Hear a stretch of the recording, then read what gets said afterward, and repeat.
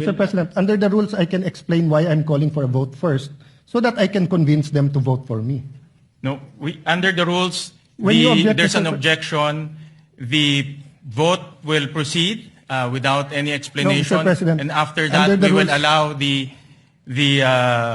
gentleman from Taguig to explain his vote. Mr. President, So we call for Mr. President, a division of the House. So those who are Mr. President, Mr. President, when you Wait, object, no, you're no. allowed to explain your Senator- objection and state Senator your Lacson objection. is recognized. Thank you. Your Honors, pursuant to Rule 2 of the Rules of Procedures on Impeachment Trials, as amended, I move to elect Senator Judge Francis Joseph Guevara Escudero as the presiding officer of this impeachment court. Objection, Mr. President, and may I allow to... We proceed Objection, to... Mr. President, I'm allowed to object and I'm allowed to Yes, explain you're my allowed to objection. object. You're allowed to object, but we will proceed No, Mr. with President. the division Mr. of the President, House. point of So order. those who are, Point of order, those who Mr. President. are in favor of the Mr. motion President, of Senator you're allowed to Lacson, explain para please- ma-convince mo nga please yung raise iba. your hand. We will vote by raising of hands. So, First, may I dispute that you use the word fact. It is not a fact that the rules were changed because it is being disputed that first, there was no quorum at that day. Second, if we are going to amend the rules of impeachment for the impeachment trial in plenary under the rules of the Senate, Section 136, second paragraph says, the rules may be amended by means of a motion that should be presented at least one day before its consideration. It was not presented on June 2. So, we did not follow our rules. So, a rule that was passed that did not follow our rules or amendment that was passed that did not follow our rules is void. You cannot get anything out of it. It is a nullity. So, if today we pass a change in our rules, and we do not follow our own rules in changing that rules, we cannot follow that rules. Secondly, Mr. President, the impeachment court already adopted our rules. Iba po ang plenary, tama po kayo doon, I agree with you there. Iba po yung impeachment court. So is the impeachment court now hostage or subject to whatever changes the legislative body does and we will not adopt? Then why did we adopt the rules when we took our oath? We adopted it because the impeachment court is not powerless to talk about our rules. But finally, Mr. President, for the sake of argument, just for the sake of argument, wag na natin tignan yung mga amendments. It's against the Constitution. So can the impeachment court disobey the Constitution? If the Constitution says the presiding officer should be the Senate President, can we now say na no, pagbotohan natin kung sino? Because if we say that we can, what next? Will we add to the articles of impeachment? Will we lower the bar of the quantum of evidence needed? Will we say that baliwala na yung pre-trial brief at bahala na si Batman? So, Mr. President, I thought that's why we have the rules. Because when we have the rules, it dictates fair play. And the rule says, it is the Senate President who will preside. So if now we're not going to follow the rules, anong pinag-uusapan natin patas? Anong pinag-uusapan natin due process? Anong pinag-uusapan natin na fairness? It is, who we chose as Senate President is a political. So we made our case doon na we would have a more fair. You made your case, you got the majority. Now you got the majority, we will give you all the support, Mr. President. But we have to follow the Constitution. We cannot have a trial where we do not follow the Constitution, Mr. President. I think pinaka-basic po yun. Saan sa Constitution po nakalagay, Mr. President, that ang nakalagay dito po, only in case the President. Let me give you a hypothetical. God forbid, God forbid. God forbid may mangyari sa Pangulong Marcos. Maging Pangulo ngayon po, si Sara Duterte. My view is tuloy yung impeachment. Pero, ang magpre-preside na yung Chief Justice. O pwede ba tayong magbotohan na wag yung Chief Justice ang, wag yung Chief Justice ang mag-preside? So how is it possible that today we're starting out on the wrong foot by arguing who will preside when the Constitution already settled it, Mr. President? So I appeal to my colleagues. There are a lot of accommodations, there are a lot of things, may bigayan talaga dito. May botohan, may caucus, may in-camera discussions. Pero pagdating kung sino magpre-preside na malinaw sa Konstitusyon, wag na natin pag-awayan yon. The prosecution is here. I think they're ready. The defense is here. I think they're ready. Let's give the Filipino people, a fair trial. Hindi po fair kung pipiliin natin kung sino kahit sinong magaling, kahit ako piliin nyo. Hindi ko po tatanggapin yon kasi mali po yon. Hindi po yun ang nakalagay sa Constitution natin. Very, very clear po sa records ng Constitutional Commission. Walang makaka-amend doon. We are not given any latitude on this matter, Mr. President. I appeal to you, Mr. President. This is your Senate presidency. Thank you. Thank you for that, those views to the good gentleman from Taguig. Kanina po, nabanggit ko ho na in my manifestation as the Senate President, that resolution number 39, or the rules of procedure on impeachment trial, as amended, shall continue to apply. So in other words po, rin-recognize ho nitong impeachment court yung amendments na ginawa ho natin noong June 3. At kagaya ho ng nasabi ko kanina, the humble view of this presiding officer is if there are any discussion on resolution number 43, as adopted as resolution number 40, it should be done in plenary. Because doon ho natin inamend doon ho natin inadopt yung impeachment, rules of impeachment, doon rin ho natin inamendahan. At nabigyan naman po ng oportunidad ang bawat isa para magkomento, magbigay ng pahayag, magbigay ho ng kanilang legal opinion. Pero at that time, wala naman po ang nag-object at inadopt po ng Senado in a legislative body. So the position of the chair, if there are any comments, any legal opinions, and issues, it should be done through the legislative body of the Senate.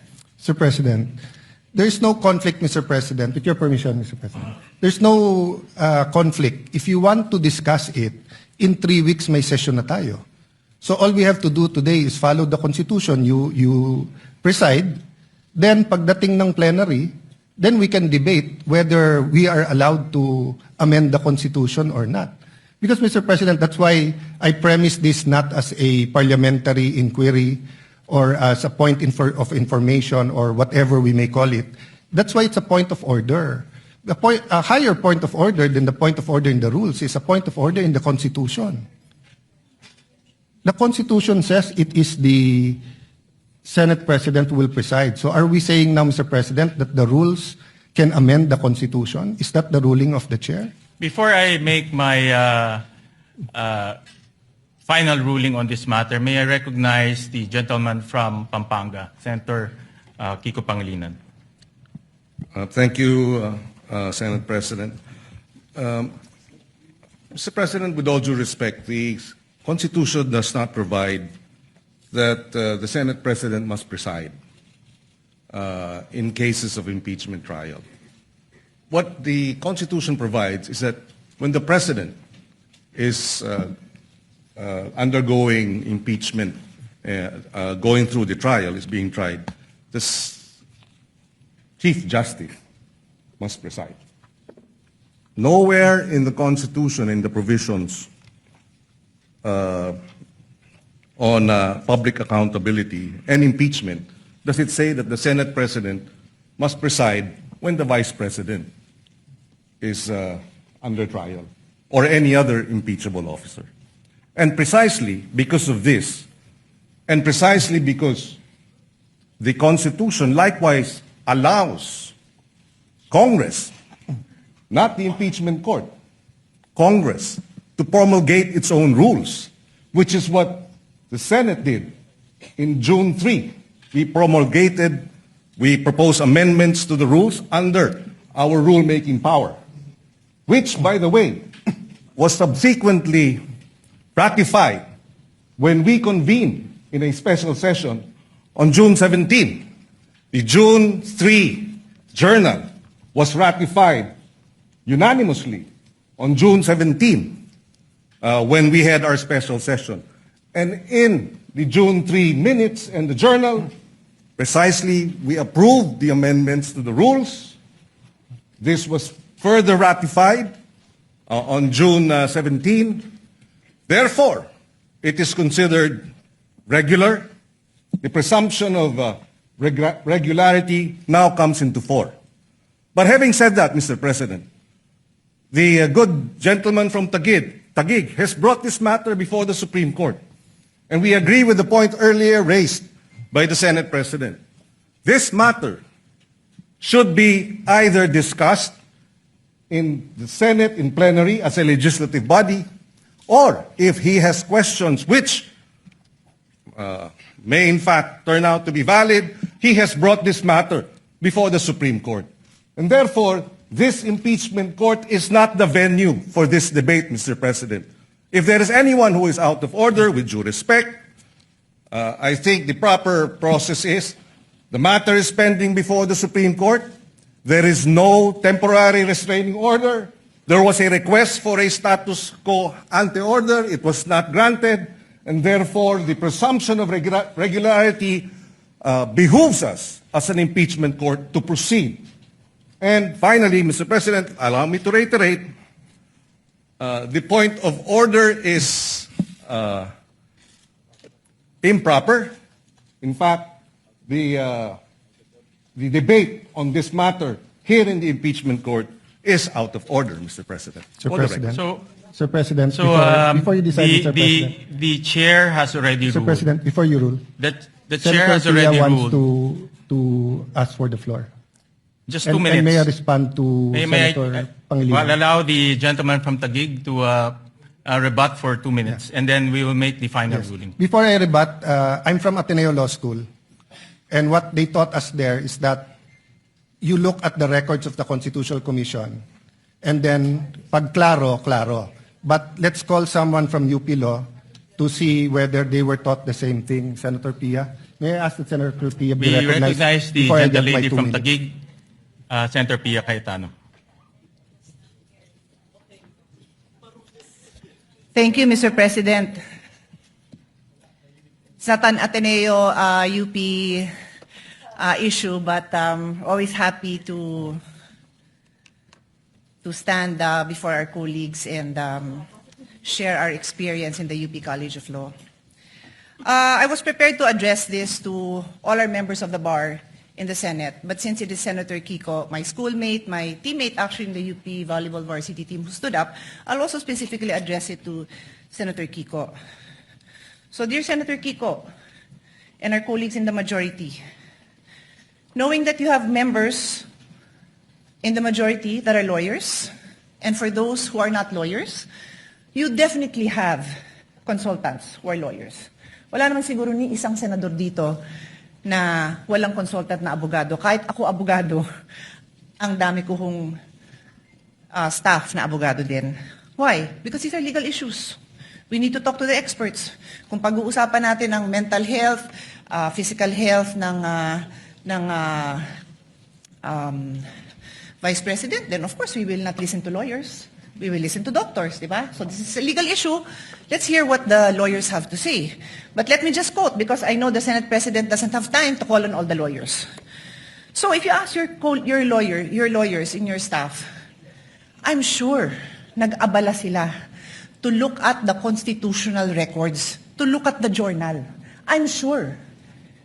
And if they did not, please take your cell phone now and text your staff. What does the constitutional journal, the records of the debate show? Sinabi na po ni Senator Alan Cayetano, you can question him, you can doubt him, ask your staff. May I ask you, dear colleagues, let's do our job well. The same way when you stand up and you tell me to do my job well, and you disagree, I disagree with your point of view, I will listen intently to your point of view. And I'm looking at each one of you, because this is our solemn duty. What does the Constitution say? Nakalagay doon, the Chief Justice, pag the President. Silent nga po sa iba. So sabing ng iba, at yan ang sinasabi ng Senate President natin na mukhang pwedeng iba.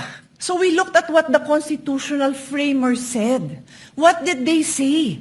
Nagdebate na po sila, colleagues. Nagdidebate tayo dito. Pag sinabi ng sponsor, ito na yung paliwanag, yung nag-i-interpolate at nagbibigay ng amendment, sinasabi niya, okay, yung pala paliwanag mo, okay na ako. No need to amend. Yun at yun din ang sinabi. Let's place ourselves in that position. Because that happens to us every day. Every day. Somebody stands up and says, ano ibig sabihin nito? And the sponsor will explain. Pag hindi maliwanag, sasabihin nung nag-i-interpolate or nag-a-amend, ay, papa-amend ko kasi hindi maliwanag or I want to improve it. Pero kung nagkaintindihan naman, okay na. Eh, yun nga yung binasa. Tanungin nyo naman po yung staff nyo. Or let's pause, let's all get a copy. Let's show it. Because this is the foundation of this trial na tama yung nakaupong presiding officer. So that's my first point. Mag-abala naman tayo. Read it yourself, ask your staff to print a copy. In fact, on that note, may I ask Senator Alan's staff to print a copy and give it to all our colleagues. Mabilis lang yan, hindi na yan mapapatagalan. Show it. We can take judicial notice naman po siguro of it. Siguro naman, alam na natin ang ibig sabihin ng judicial notice. You can go to the actual records. Nandito na makakuha naman natin yun kung pagdududahan nyo yung ipapaprint ko. So that's my first point. My second point, Mr. President, is addressed to His Honor. If His Honor will insist that we have to call a regular session, we have to be in session to amend the impeachment rules, eh di tawagan niyo po ang Malacanang. Nagpa-special session naman po siya, di ba, with all due respect, to pass the National Orchid Law. To pass, what else? Ano, tatlo yun eh. Oo nga, yun nga, yung waling-waling as National Orchid, ano pa yung dalawa? No, I know, I'm not questioning it. I'm saying that there was a special session called to pass 3 laws.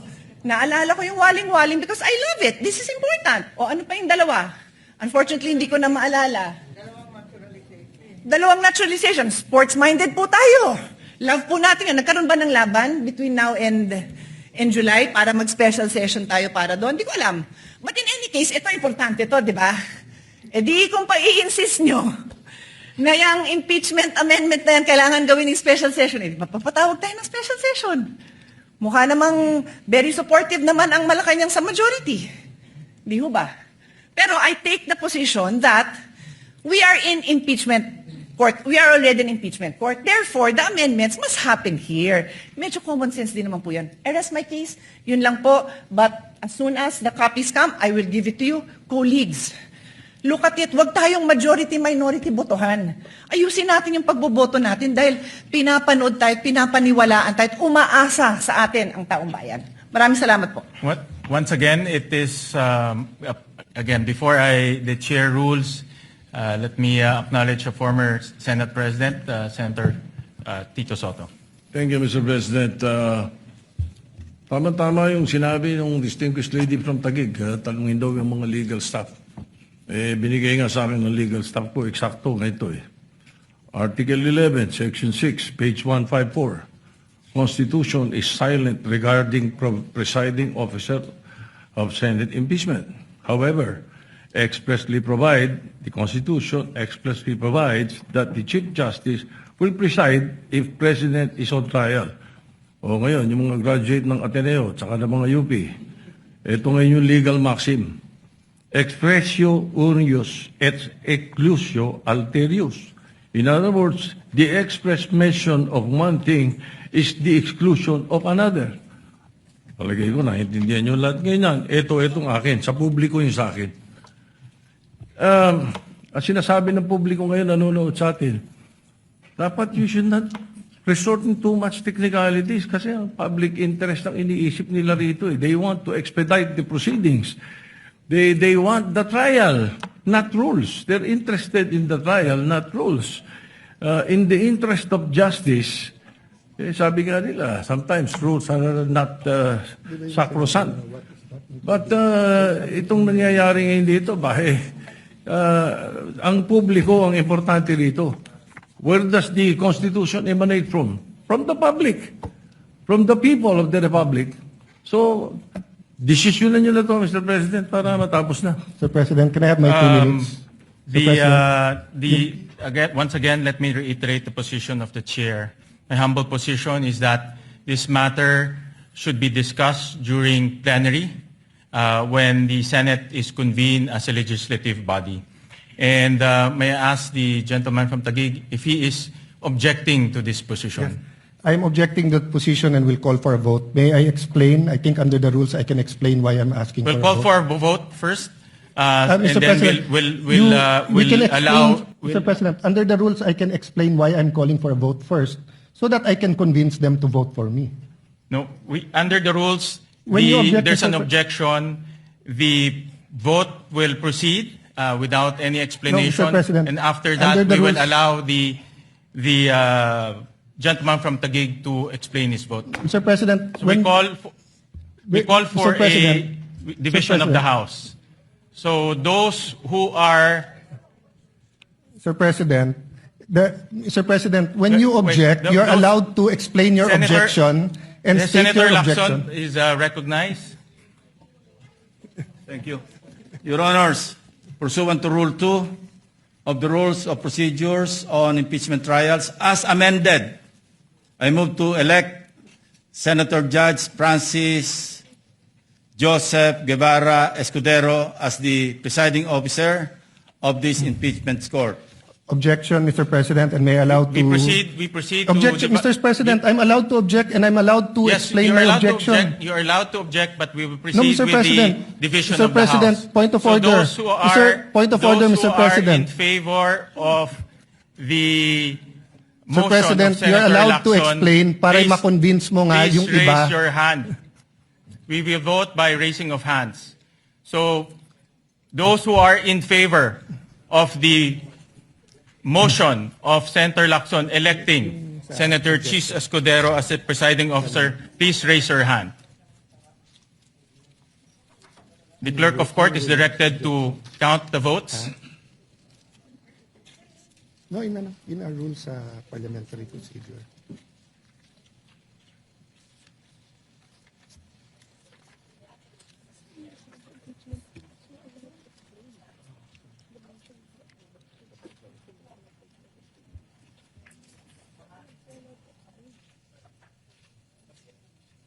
How many? How many? Explain my vote, Mr. President. Hold on. Allow the chair to make a ruling. Those who are against to the motion of Senator Lacson electing Senator Chis Escudero as the presiding officer, please raise your hand.